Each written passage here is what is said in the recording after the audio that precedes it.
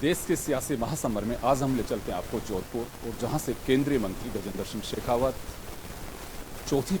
तीसरी पारी के लिए मैदान में है। सर, क्या लग रहा है इसका? पूरा देश विकसित भारत के संकल्प को सिद्ध करने के लिए नरेंद्र मोदी जी को प्रधानमंत्री बनाने के लिए भारतीय जनता पार्टी को प्रचंड बहुमत से विजयी करने का मानस बना करके बैठे। 2 चुनाव पहले लड़े, 2 बार मंत्री भी रहे, एक बार राज परिवार से, दूसरी बार मुख्यमंत्री के बेटे, और तीसरी बार एक लोकल कैंडिडेट हैं यहाँ से। तो कुछ अंतर महसूस हो रहा है? देखिए, हर चुनाव की अलग डायनेमिक्स होती है, अलग तरह की स्थिति परिस्थिति होती है। देश के परिप्रेक्ष्य में देखूं, पहला चुनाव में देश नरेंद्र मोदी जी को एक आशा की किरण के रूप में देखते हुए चुनाव कर रहा था। दूसरे चुनाव में जो जन विश्वास माननीय मोदी जी ने अर्जित किया था 5 साल में, उसके आधार पर देश मतदान कर रहा है। और अब की बार, जैसा मैंने कहा, विकसित भारत के संकल्प को समर्थन देने के लिए देश मोदी जी को चुनना चाहता है। जोधपुर लोकसभा क्षेत्र के दृष्टिकोण से देखो, पिछले चुनाव की तुलना में अभी हमारी परिस्थितियां बहुत अनुकूल हुई। पिछले चुनाव में हम ठीक 3 महीने पहले विधानसभा का चुनाव हार गए थे। जोधपुर कॉन्स्टिट्यूएंसी स्पेसिफिक हम 8 में से 6 विधानसभाओं में हार गए थे। जोधपुर कॉन्स्टिट्यूएंसी के 8 विधानसभाओं में भारतीय जनता पार्टी को कुल मिला वोट और कांग्रेस को कुल मिला वोट के बीच में 1,50,000 वोटों से ज़्यादा का अंतर था।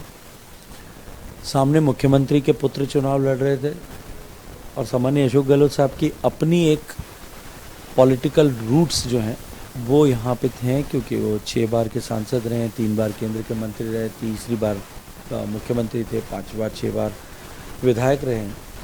तो उनकी अपनी एक ताकत यहाँ पे, उनकी अपनी एक डेप्थ यहाँ पे थी। और सामने पौने 5 साल तक कांग्रेस पार्टी का सरकार का शासन यहाँ राजस्थान में रहने वाला था, इसलिए लोगों पर उसकी भी एक प्रेशर था।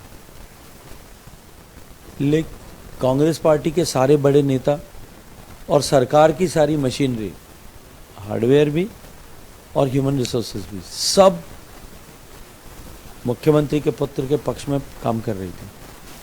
लेकिन फिर भी क्योंकि जनता का वेग इतना प्रबल था, प्रचंड था, कि जनता ने 3.25 लाख वोटों के अंतर का आशीर्वाद दिया था। अब की बार स्थितियां अनुकूल हैं।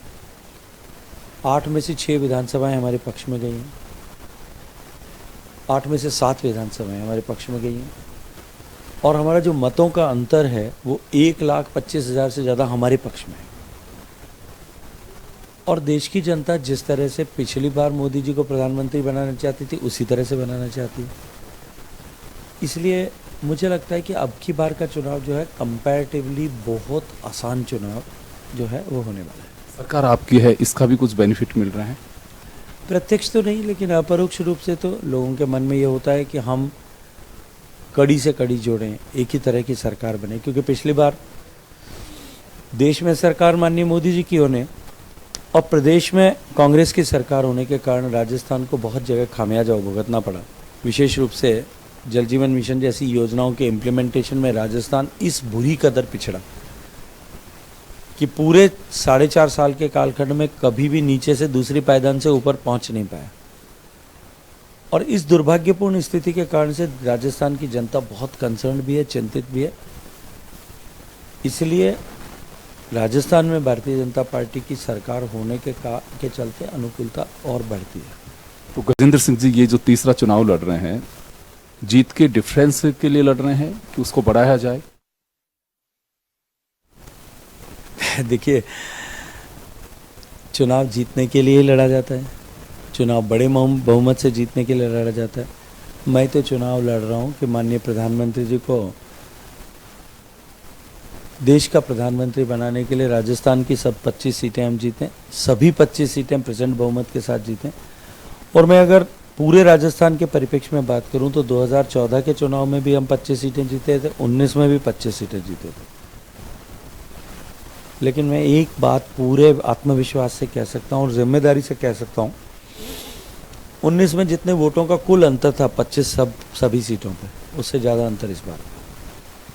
आपके जो सामने चुनाव लड़ रहे हैं उचियाड़ा जी, वो लगातार ये बात कहते हैं, जिस जल जीवन मिशन को लेकर के मोदी जी हर मंच से बात बुनाते हैं, लेकिन वो ये कहते हैं कि गजेंद्र सिंह जी 10 साल के कार्यकाल में कोई 2 बड़ी ऐसी उपलब्धि बताएं जो मेजर प्रोजेक्ट के रूप में जोधपुर पार्लियामेंट्री कॉन्स्टिट्यूएंसी को मिली हो।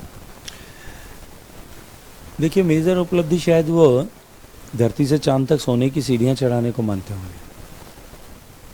अपने घर से निकल करके जब वो अपने गांव में जाते होंगे, जिसके बीच में 7-8 किलोमीटर की दूरी है, उसके बीच में एक 6 लेन का रिंग रोड होता होगा, वो शायद उनको दिखाई नहीं देता होगा। जोधपुर को जोड़ने वाली सारी सड़कें हैं, नेशनल हाईवेज सारे के सारे इधर 4 लेन है या 2 लेन पेव शोल्डर नए बन गए, वो शायद उनको दिखता नहीं होगा।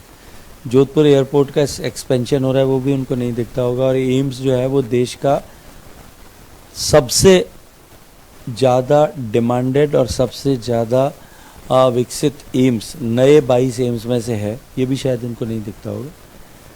देखिए, जो व्यक्ति अगर आंख मूंद करके और फिर देखने की कोशिश करे तो उसको कुछ नहीं दिखाई देगा।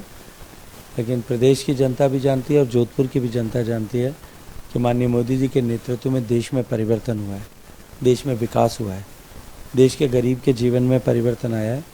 और देश की जनता उस परिवर्तन के आधार पर ये मानते हुए कि भारत विकसित हो सकता है, अब विकसित भारत होने के लिए मतदान करेगी।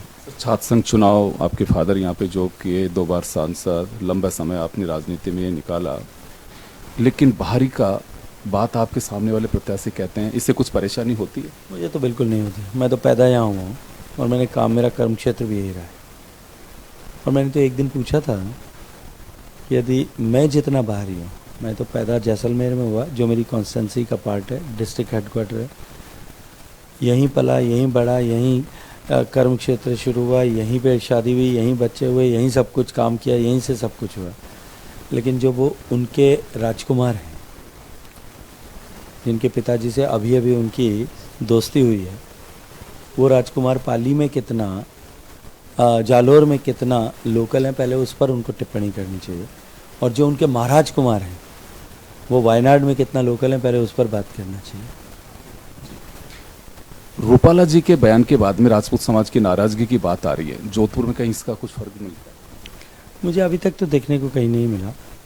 एक आध कहीं मैंने कुछ वीडियो देखा है, लेकिन मैं ये कहूँगा, मैंने बयान नहीं देखा क्या है, लेकिन मैं इतना ज़रूर कह सकता हूँ कि रूपाला जी बहुत संजीदा व्यक्तित्व के धनी हैं।